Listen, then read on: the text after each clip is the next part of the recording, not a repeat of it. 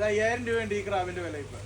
ഇന്ന് നമുക്ക് കുറേ അതിഥികളുണ്ടായിരുന്നു. കുടുംബശ്രീ മിഷനിൽ നിന്ന് കുറേ ചേച്ചിമാർ, അമ്മമാർ, സഹോദരിമാർ നമ്മുടെ ഫാം കാണാനായിട്ട് വന്നിട്ടുണ്ടായി.